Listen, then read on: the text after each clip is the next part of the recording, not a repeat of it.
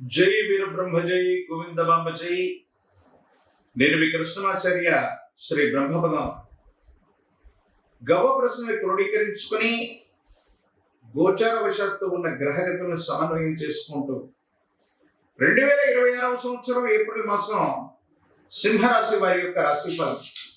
శివాయ బ్రహ్మణే నమః, వీరబ్రహ్మేంద్ర స్వామినే నమో నమః.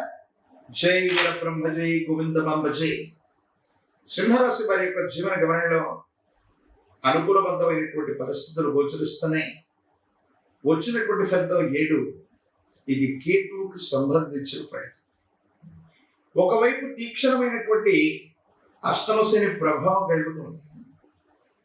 వాహనాలు నడుపుతూ ఉన్నటువంటి విషయంలో, సెల్ఫ్ డ్రైవింగ్ విషయంలో తస్మాత్ జాగ్రత్త.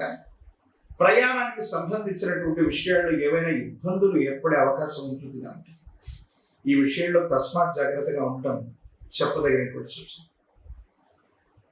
ఈ రాశి జాతకుల యొక్క జీవన గమనంలో ఓ వారం 10 రోజుల పాటు ఏం చేద్దాం, ఏం చేస్తే జీవన గమనంలో ఉన్నతమైన స్థితిగతులు పడుతుంది, ప్రయత్నాలు చేస్తున్న కొన్ని పనులు అవ్వట్లేదన్న సంఘర్షణతో పాటు కుటుంబపరమైన అంశాలను మళ్ళీ వేదనకు గురి చేస్తుంది.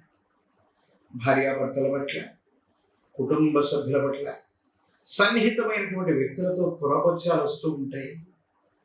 మనం సరిగ్గా అర్థం చేసుకోలేకపోతున్నామేమో, పోనీ వాళ్ళైనా మనల్ని సరిగ్గా అర్థం చేసుకోలేకపోతున్నారేమో, కొన్ని విషయాల్లో అర్థం చేసుకుంటామనుకున్న వ్యక్తులు అర్థం చేసుకోలేకపోతారు.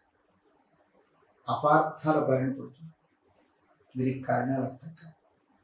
అన్నీ బాగానే ఉన్నాయి, సానుకూలవంతమైనటువంటి స్థితిగతుల్లో జీవితం ఉంది అనుకుంటున్నటువంటి పరిస్థితుల్లో మీ సన్నిహితులైనటువంటి వ్యక్తులు, ఆప్తులు అనుకున్నటువంటి వాళ్ళతో వచ్చినటువంటి మాట విరోధం వల్ల మానసికమైనటువంటి ప్రశాంతతని మీరు కోల్పోతారు.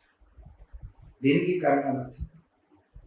మీరు చేయని పొరపాటు కూడా శిక్ష వచ్చినట్టుగా మీరు ఇతరులకు సహాయమే చేస్తారు, మేలే చేస్తారు, కానీ వాళ్ళు అర్థం చేసుకునే విధానంలో మాత్రం ఒక మాట మీరు ఏదైతే కటుగా మాట్లాడితే ఈ అపార్థం చేసుకుని ఆ అపార్థాల బారిన పడ్డం మీ మనసును కలిసిపెట్టేటువంటి సంగతి. సంతానానికి సంబంధించిన అంశాల గురించి మీరు ఎక్కువగా ఆలోచిస్తారు. వాళ్ళకి సంబంధించినటువంటి విద్య, ఉద్యోగం, భవిష్యత్తు